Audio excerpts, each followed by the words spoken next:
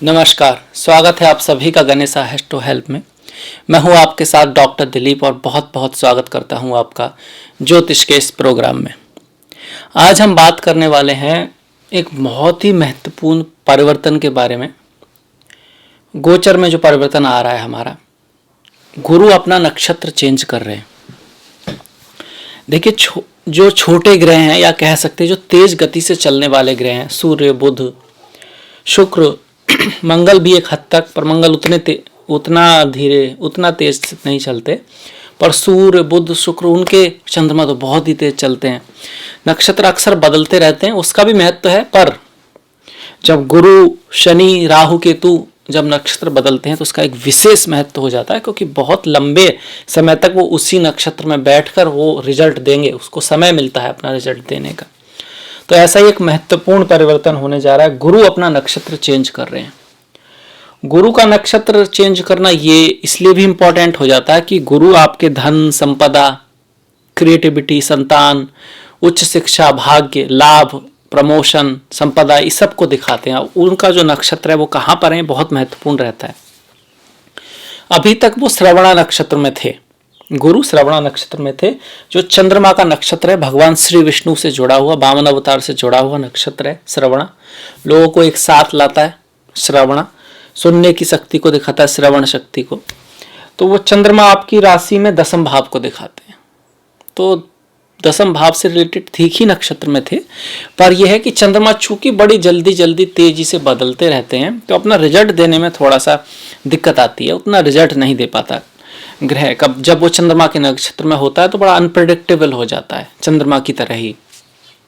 पर अब गुरु जो है वो धनिष्ठा नक्षत्र में आ रहे हैं, जो मंगल से जुड़ा नक्षत्र है। मंगल से जुड़ा है ये नहीं कह सकते कि मंगल का है, क्योंकि सिर्फ विषमोत्तरी दशा में उसको मंगल से जोड़ा गया। अगर आप अष्टोत्तरी दशा पढ़ेंगे और भी कई तरह की दशाएं हैं, उनमें देखेंगे तो ये जो नक्षत्र हैं उनके स्वामी बदल जाते हैं, तो नक्षत्र उनसे जोड़े गए हैं।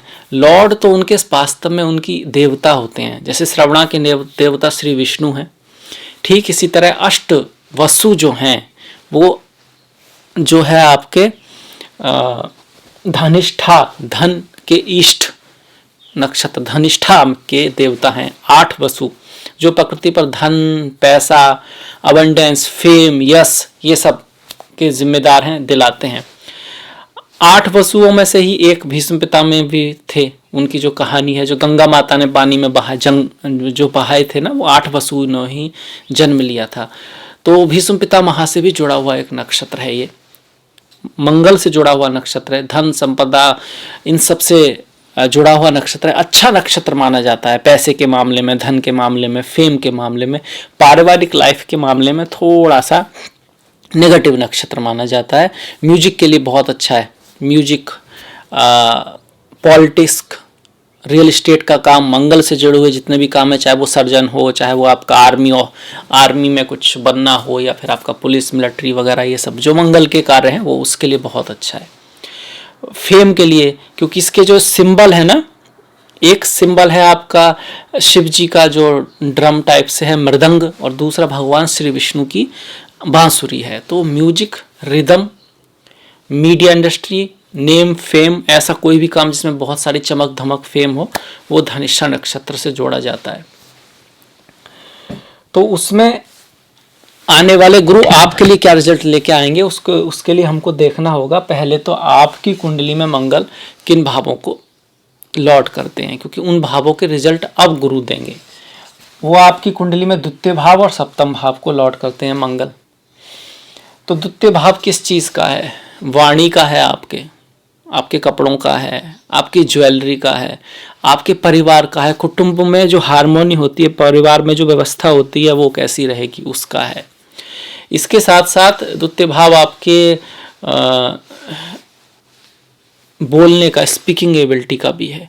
तो गुरु अब आपको धन का लाभ देंगे, कपड़ों का लाभ दे सकते हैं। द्वितीय भाव से पैसा आ सकता है, पैसे के मामले में अच्छा रहेगा, और आपके फैमिली में कुछ इशू होंगे, फैमिली पे आपका फोकस ज़्यादा रहेगा।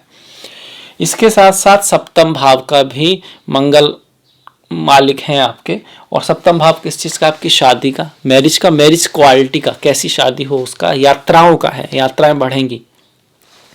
यात्राएं बढ़ेंगी। सप्तम भाव बिजनेस का भी है, तो बिजनेस आदि के मामले में अब कुछ मूवमेंट मिलेगा। जैसे आप कुछ करना चाह रहे थे तो उसके होने की संभावना बनेगी, लोगों से मुलाकात ज़्यादा होगी। शादी विवाह का तो है ही, तो प्रेम के लिए, किसी से मिलने के लिए, रिश्ता आदि आने के लिए गुरु अब ज़्यादा पॉजिटिव हो रहे हैं। गुरु भी 2 राशियों में रहेंगे इस नक्षत्र में, क्योंकि ये जो नक्षत्र है वो आपका मकर में भी है और कुंभ में भी है। जब मकर में होंगे और कुंभ में होंगे, तो जब कुंभ में होंगे तो गुरु ज़्यादा ऑस्पिशियस हो जाएंगे आपके लिए 6 अप्रैल के बाद, क्योंकि त्रिकोण में आ जाएंगे। जब तक वो शनि के साथ है तो कार्य में बड़ा परिवर्तन तो ला सकते हैं, पर ज़्यादा ऑस्पिशियस होंगे जब वो पंचम में आएंगे। प्रथम में, लग्न में, पंचम में, नवम में गुरु बहुत ऑस्पिशियस माने जाते हैं, और वो वहाँ पर ही रहने वाले हैं लगभग सितंबर तक। तो अप्रैल के बाद एक अच्छे समय के बारे में हम कह सकते हैं। आपके जीवन में ढैया के बावजूद एक अच्छा चेंज आने वाला है, उसके बारे में हम विस्तार से बात करेंगे जब परिवर्तन होगा। पर इतना जरूर शॉर्ट में थोड़ा सा बता दें कि जब यहाँ गुरु आएंगे तो 1, 2, 3, 4, 5 आपके भाग्य को बढ़ाएंगे। अब्रॉड आपको ले जा सकते हैं, अच्छी एजुकेशन के लिए बहुत अच्छा रहेगा, चाहे आप स्कूल में हो, यूनिवर्सिटी में हो, या आप कहीं बाहर पढ़ने जाना चाहते हो। पिता और गुरुओं और अपने से जो बड़े हैं, सुपीरियर का यहाँ पे आपको साथ मिल सकता है। आपने अगर कहीं इन्वेस्ट किया है किसी चीज़ का, तो उसमें आपको फ़ायदा हो सकता है, क्योंकि यहाँ से जो गुरु है ना 11वें भाव को देख रहे हैं, और 11वां जो भाव है वो आपका इन्वेस्टमेंट का है, आपके बड़े भाई और बहनों का है। इसके साथ साथ यही भाव आपकी इच्छा पूर्ति का है, आपके सपनों के सच होने का है, अवार्ड मिलने का है, गोल्स का है, जीवन में लक्ष्य का है। तो जीवन में आप अपने लक्ष्य की तरफ बढ़ेंगे, आपको कोई अवार्ड, कोई इस तरह की रेस्पेक्ट मिल सकती है। डिपेंडिंग अपॉन, किस पे निर्भर करेगा, आपकी कुंडली में गुरु की स्थिति कैसी है, गुरु की दशा महादशा है या नहीं है। गुरु अगर शुभ स्थिति में है कुंडली के अंदर तो फिर आपको अवश्य इसका फायदा मिलेगा। अगर नहीं है, आपके किसी और ग्रह की महादशा चल रही है, तब वो चीज़ें आपको कम मिलेंगी, उसी ग्रह का ज़्यादा रिजल्ट मिल पाएगा जिसकी दशा महादशा होगी। क्योंकि हम गोचर की बात कर रहे हैं ना, गोचर तो सभी लोगों के लिए है। अब डिपेंडिंग अपॉन आपका ग्रह कितना मजबूत है वही रिजल्ट मिल पाएगा। अगर ग्रह कुंडली में ही कमजोर है, फिर वो गोचर में कहीं भी घूमता रहे, वो अच्छी जगह जाएगा तो बहुत ज़्यादा फायदा नहीं करा पाएगा, बुरी जगह जाएगा तो बहुत ज़्यादा नुकसान भी नहीं करा, उसमें दम ही नहीं है। आप ये भी देखना पड़ेगा। अगर कोई ग्रह मजबूत है और बुरी अवस्था में है तो फिर वो नुकसान करा सकता है, अगर कोई ग्रह मजबूत है और वो अच्छी अवस्था में है तो फिर वो लाभ भी करा सकता है। गुरु की जो यहाँ से जो दृष्टि आएगी वो लग्न पर भी आएगी, तो आप अच्छा निर्णय ले पाएंगे, सही निर्णय ले पाएंगे, दिमाग बुद्धि आपका साथ देगी, और यहाँ से वो आपकी ऑरा, आपकी समाज में पद प्रतिष्ठा उपलब्धियों में भी कुछ ना कुछ वृद्धि होगी, समाज में आपको इज्जत मिलेगी। ये सब अप्रैल के बाद ये चीज़ें ज़्यादा होंगी। फिलहाल में जब गुरु और शनि डबल जो उनका ट्रांजिट चल रहा है 10वें भाव में, तो कैरियर के क्षेत्र में तो अभी भी काफ़ी बड़े चेंज आ सकते हैं। अच्छे या बुरे डिपेंड करेगा जन्म कुंडली के ऊपर। तो ये हमने देखा आपके गुरु का क्या रिजल्ट रहेगा मंगल के नक्षत्र में आने पर। यहाँ थोड़ा सा एक बात जरूर है, थोड़ा एग्रेसिवनेस बढ़ेगी, थोड़ा सा एनर्जी व्यक्ति में ज़्यादा रहेगी, और फोकस थोड़ा कम हो सकता है, क्योंकि मंगल जो है ना, मंगल अग्नि ग्रह है और उसमें गुरु जाएंगे तो थोड़ा सा गुस्से की प्रॉब्लम आ सकती है, थोड़ा सा शॉर्ट टेम्पर व्यक्ति देखने को मिलेगा कि जल्दी आप गुस्से में आ सकते हैं, इरिटेट थोड़े से हो सकते हैं। उन चीज़ों पर अगर आप कंट्रोल करते हैं तो मंगल के नक्षत्र में आने से आपके अंदर एनर्जी काफ़ी है, पर उसको लक्ष्य, उसको ना एक डायरेक्शन देनी है, एक सही दिशा में लगाना है, तब तो आप उसका सही फायदा उठा पाएंगे। देखिए यहाँ पे मैंने एक लाइन लिखी है, don't let what you can't do interfere with the what you can do. मतलब ये है कि जो आप कंट्रोल नहीं कर सकते, जो आपके हाथ में नहीं है, उन चीज़ों की वजह से आप उन चीज़ों को प्रभावित ना होने दें जो आपके हाथ में है।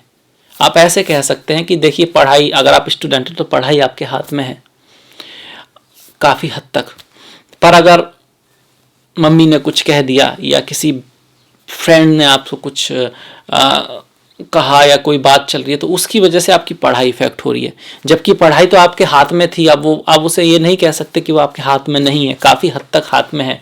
ठीक इसी वजह से घर में हैं आप, या जॉब में हैं, आपकी किसी से अनाबनी चल रही है थोड़ी सी, पर उसकी वजह से आप अपने ऑफिस का काम नहीं कर पा रहे, अपने लक्ष्य की तरफ आपका ध्यान नहीं जा रहा है, या उसकी वजह से आप किसी चीज़ पे गुस्सा निकाल रहे हैं, समय वेस्ट हो रहा है, टीवी पे बैठे हैं, नोटबुक खोल रहे हैं, कुछ ऐसा कर रहे हैं, जबकि आप उसी काम को अपनी प्लानिंग करने में यूज कर सकते थे, समझने में यूज कर सकते कि कहाँ गलती हो रही है, कहाँ नहीं करना है, क्या नई चीज़ सीखनी है, क्या मेरा लक्ष्य है।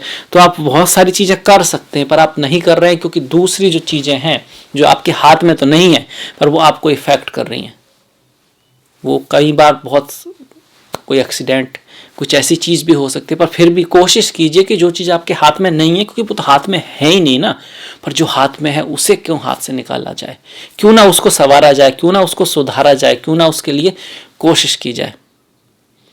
तो ऐसा अगर करेंगे तो फिर मंगल की जो एनर्जी है वो आपको ज़्यादा हमेशा के लिए ही है। मंगल चूंकि डाइवर्ट करते हैं, मंगल को शुभ करने का एक ही जो प्रैक्टिकल है वो गोल के प्रति अपनी एनर्जी को लगाना, ना कि फालतू के काम में। तो मंगल शुभ फल देने लगते हैं। यही चीज़ आप जब भगवान श्री हनुमान की कथा पढ़ेंगे, सुनेंगे, हनुमान चालीसा पढ़ेंगे, उनके जो गुण देखेंगे तो आपको समझ में आएगा कि हनुमान ना तो कभी डिप्रेसिंग मोड में जाते हैं, भले ही खुद प्रभु श्री राम को नागपाश में बांध लिया जाए, हनुमान तब भी व्यथित नहीं होते हैं, अपने प्रॉब्लम को सॉल्व करने के लिए निकल जाते हैं, पूरी शक्ति लक्ष्य पे लगाते हैं, वो कभी दुख में आते ही नहीं है। हनुमान को कभी पूरी रामायण में दुख ही नहीं देखा गया, कहीं भी ऐसा विवरण नहीं मिलता कि हनुमान जी जो हैं थोड़े निराश हो गए और आंसू बहा रहे हैं कि अब तो राम लक्ष्मण को बांध लिया। नहीं, उस समय भी उनका जो मेन लक्ष्य था वो अपने गोल के प्रति बढ़ते रहना, फालतू की बातों को इग्नोर कर देना। ये हनुमान जी के जीवन से हमें सीखने को मिलता है। As a remedy Hanuman Chalisa का पाठ करना, संकट मोचन का पाठ करना, उनके गुणों को अपने जीवन में उतारना, ताकि आप इसका पॉजिटिव रिजल्ट और ले पाएं। गुरु आपके बहुत ज़्यादा कारक ग्रह नहीं है, तो इसलिए गुरु का आदर करना, अपनों से बड़ों के प्रति सम्मान का भाव रखना, सूर्य को जल देना, ये सब चीज़ें थोड़ा सा आप करते रहेंगे तो आप इस गोचर का अच्छा रिजल्ट ले पाएंगे। तो ये था मेरी तरफ से गुरु का जो नक्षत्र परिवर्तन है वो तुला राशि वालों के लिए क्या लेकर आया है, तुला लग्न वालों के लिए क्या लेकर आया है। अगर आपको पसंद आया तो प्लीज़ लाइक कीजिएगा, सब्सक्राइब कीजिएगा, घंटी वाला जो बटन है उसको दबाना मत भूलिएगा। आपका जो सहयोग है वो बहुत महत्वपूर्ण है। इसी के साथ मिलेंगे नेक्स्ट वीडियो में, तब तक के लिए अपना ख्याल रखें, अपनों का ख्याल रखें। नमस्कार।